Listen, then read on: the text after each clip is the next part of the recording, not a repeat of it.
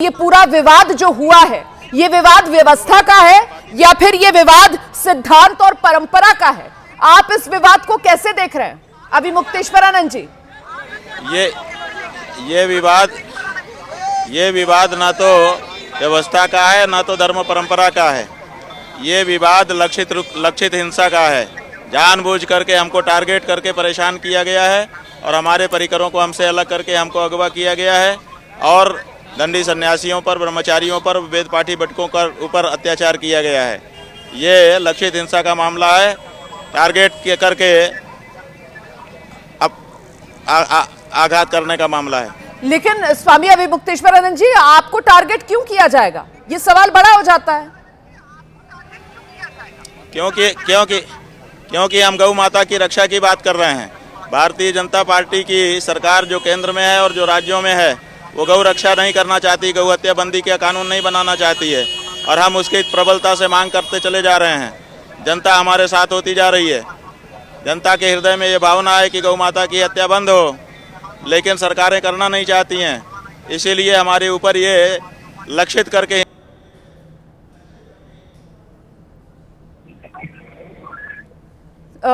जी। तो क्या आप सीधे उत्तर प्रदेश के मुख्यमंत्री योगी आदित्यनाथ को कटघरे में खड़ा कर रहे हैं और आप कह रहे हैं कि ये राजनीतिक हस्तक्षेप की वजह से आपको टारगेट किया जा रहा है? आप इसके अलावा और कौन कारण देख पा रही हैं? आप लोग तो 3-4 दिन से खोजी पत्रकार हैं, जान लेते। आखिर दूसरा क्या कारण है? बड़ी शांति के साथ जब हम लोग जनता के साथ घुले मिले स्नान करने के लिए चले जा रहे थे, किसी को कोई आपत्ति नहीं थी, तो अचानक हमको रोक करके और हमारे लोगों को, परिकरों को मारना, पीटना और अपमानित करना, इसके पीछे और कौन सा कारण दिखाई देता है? दूसरा कोई आकर के हमको बताए। पर अभी मुक्तेश्वरानंद जी, प्रशासन की तरफ से तो ये कहा गया ना कि आप नई परंपरा की नींव डाल रहे थे। पालकी पर सवार होकर आप स्नान के लिए जा रहे थे, इसकी परंपरा तो है नहीं। वहां भीड़ थी, सुरक्षा के मद्देनजर वहां पर प्रशासन ने आपको रोका। सुनिए, शंकराचार्य जी पहली बार गंगा के संगम में स्नान करने नहीं जा रहे थे। शंकराचार्य जी पहली बार पालकी में बैठ करके नहीं जा रहे हैं। लाखों वर्षों से, जब से ये माघ मेला शुरू हुआ होगा, तब से ये परंपरा हमारी चली आ रही है। प्रतिवर्ष हम इसी तरह से जाते हैं, कोई नई बात नहीं कर रहे थे और हम जनता के साथ स्नान करके सुख का अनुभव करते हैं और जनता भी सुखी होती है। तो हम कोई नई परंपरा नहीं बना रहे थे और दूसरे संतों के लिए जिस तरह से नई परंपराओं का सृजन यहाँ का प्रशासन कर रहा है, उसके बारे में सब अखबार वालों ने वीडियो भी बनाए हैं और अखबार में छापे भी हैं। तो जब आप कुछ नया कर दो तो उसके लिए कोई दिक्कत नहीं है और हम परंपरा का निर्वाह करते हुए बड़ी शांति के साथ, जनता के साथ एकाकार होकर के स्नान के लिए भाव भक्ति से जा रहे हैं। तो आप उसके कहते हैं नई परंपरा स्थापित कर रहे हैं। शंकराचार्य की परंपरा आज की परंपरा है, हम नए शंकराचार्य बने हैं। हमसे पहले कितने शंकराचार्य हो चुके हैं और सब यहाँ पर आकर के गंगा स्नान करते रहे हैं। उसी से आकर्षित होकर के सनातनी जनता यहाँ पर आती है कि जहाँ पर शंकराचार्य, वो शंकराचार्यों के इस आचरण से आकर्षित होकर के आ रहे हैं। उन शंकराचार्यों के ऊपर आप इस तरह की बात उठाते हो कि वो नई परंपरा स्थापित कर रहे हैं। तो मतलब प्रशासन आपके हिसाब से झूठ बोल रहा है। प्रशासन की तरफ से तो ये कहा गया कि पालकी में सवार होकर स्नान की तो कोई परंपरा ही नहीं है और साथ ही जगत गुरु रामभद्राचार्य का भी बयान अभी हमने दर्शकों को सुनाया, वो भी नसीहत देते हुए सुनाई पड़े कि साहब पालकी में सवार होकर स्नान करने की कोई परंपरा नहीं है। मेरा सवाल ये कि संत समाज के भीतर भी आप अलग थलग पढ़ते हुए क्यों नजर आ रहे हैं स्वामी अभी मुक्तेश्वरानंद जी? देखिए गौ माता की रक्षा की बात रामभद्राचार्य जी उठा रहे हैं। आप बताइए, अलग थलग तो हम हैं, वो और हम अलग हैं। हम तो गौ माता की रक्षा की बात उठा रहे हैं, वो क्यों नहीं उठा रहे हैं? हम तो कह रहे हैं कि गौ माता की रक्षा, गौ हत्या बंद हो, वो उसी तेजी से क्यों नहीं कह पा रहे हैं? इसका मतलब उनमें और हमें फर्क है। उनके साथ हमारी तुलना क्यों कर रही हैं आप? कौआ और हंस एक तरफ, एक साथ एक उसमें आप तोल रही हैं, ये मत करिए। नहीं, संत समाज का हिस्सा तो जगत गुरु भी है ना। मैंने तो संत समाज को लेकर सवाल पूछा कि संत समाज उस रूप में आपके साथ खड़ा हुआ क्यों नहीं नजर आ रहा? किसने बनाया उनको जगत गुरु? वो खुद जगत गुरु बने हुए हैं। देखिए, वो जगत गुरु खुद बने हुए हैं। उनकी कोई परंपरा जगत गुरु की नहीं है। उनके पहले उनका कौन गुरु जगत गुरु था बताइए, जिसकी गद्दी उन्होंने स्वीकार की है? आप लोगों ने, आपकी मीडिया ने उनको जगत गुरु बनाया हुआ है। वो तो तुलसी पीठ से जुड़े हुए हैं। मेरा सवाल ये कि क्या ये त्रासदी नहीं है सनातन के लिए कि एक तरफ आप हैं? तुलसी पीठ उन्होंने खुद बनाया है।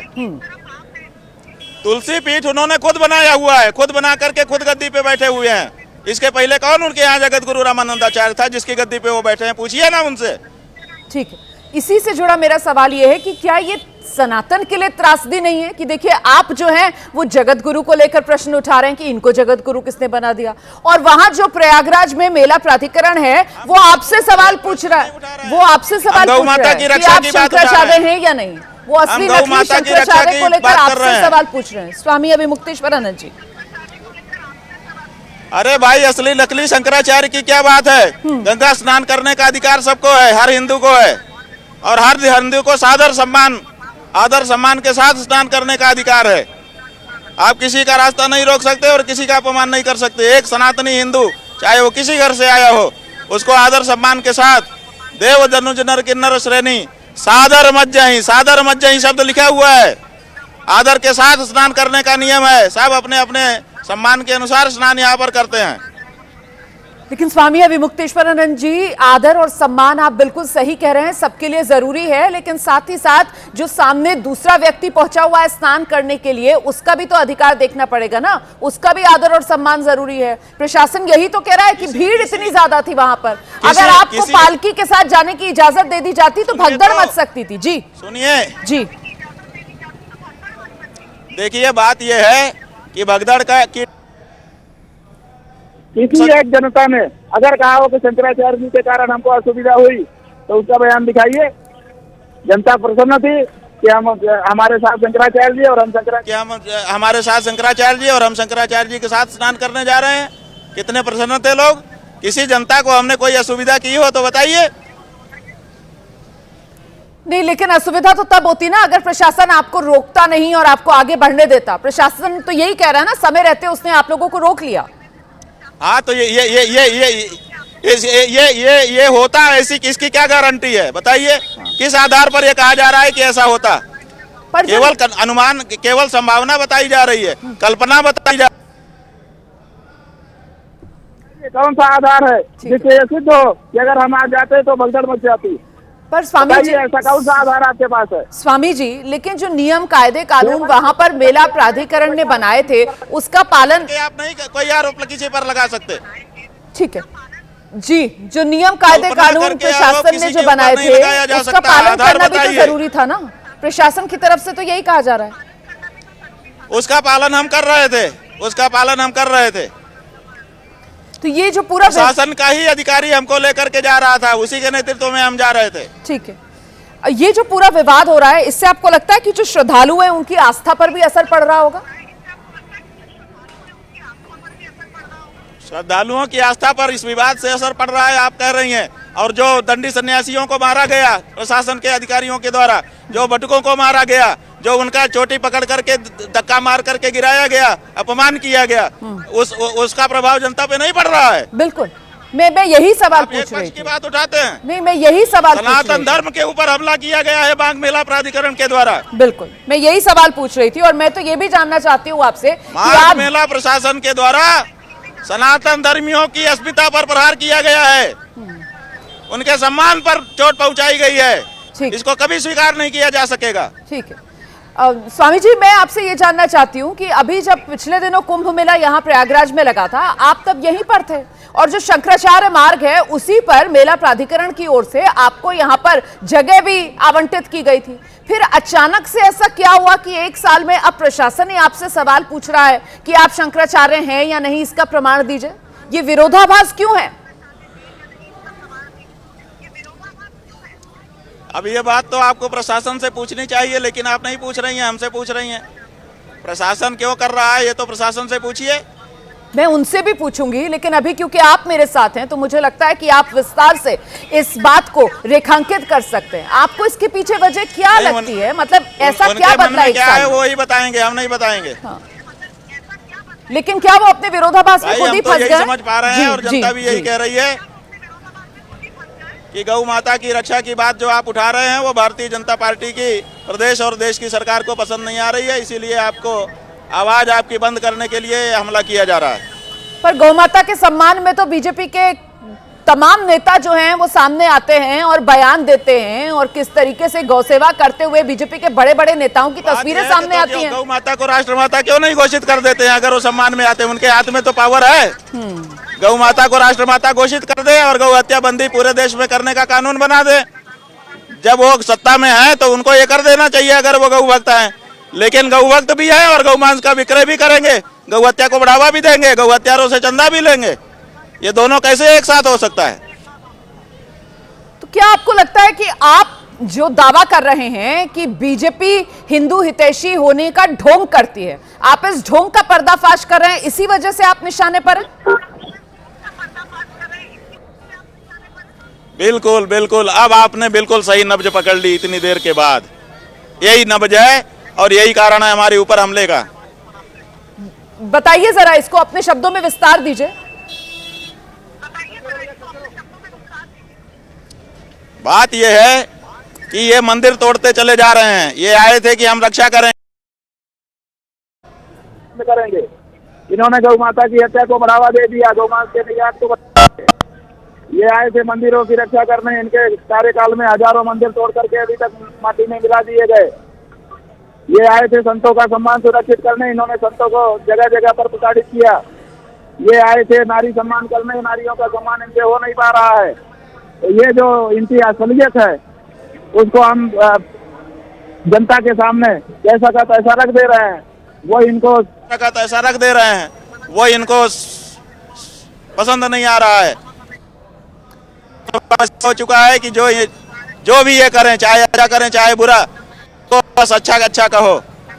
और वो हम नहीं कह पा रहे हैं, इसीलिए हमारी आवाज को दबाने के लिए ये तरह तरह का हथकंडा अपना रहे हैं। अभिमुक्तेश्वर आनंद जी, लेकिन जब आप इतना खुलकर बीजेपी पर निशाना साधते हैं तो बीजेपी की तरफ से ये कहा जाता है कि अभिमुक्तेश्वर आनंद जी जो हैं वो राजनीति से प्रेरित हैं और इसी तरीके से एक पार्टी को निशाने पर ले रहे हैं। इस पर आपका जवाब? अरे भाई, तुमने खुद कहा था कि हम गौ माता को राष्ट्रमाता घोषित करेंगे, गौ हत्या बंद करेंगे, तो कर दो ना। हमारा मुंह अपने आप बंद हो जाएगा। हमको कहने का मौका किसने दिया है? आपने दिया है। मेला को कल को समय कर दीजिए, गौ माता को राष्ट्रमाता घोषित करिए, विशेष सत्र बुलाइए संसद का, गौ हत्या कानून बना करके जनता के सामने रख दीजिए। हम क्या बोलेंगे? हम नतमस्तक हो जाएंगे। ठीक है।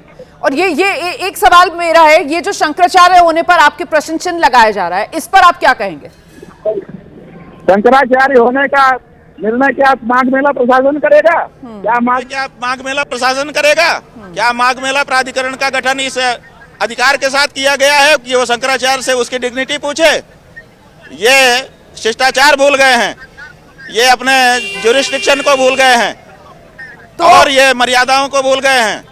तो स्वामी जी सम्मानजनक समाधान क्या हो सकता है इस पूरे विवाद का? सम्मानजनक समाधान करता है ये कोई सरकार तय नहीं करती है कि कौन शंकराचार्य है कौन शंकराचार्य नहीं है। ठीक है स्वामी जी, सम्मानजनक समाधान क्या होगा? क्योंकि हम में से किसी को अच्छा नहीं लग रहा है आप इस तरीके से अपनी शिविर से बाहर बैठे हुए हैं। अरे भाई देखिए, अभी की तो बात यह है कि हम स्नान के लिए अपने शिविर से निकले थे। अब सम्मानजनक स्नान जब संगम का हमारा हो जाए उसके बाद हम शिविर में प्रवेश करेंगे। अभी की तो बात इतनी ही है। और वो जो सन्यासी, वो जो ब्रह्मचारी, वो जो मातृशक्ति मारी पीटी गई है, उसके चरणों में क्षमा याचना करके उनसे क्षमा ले लें।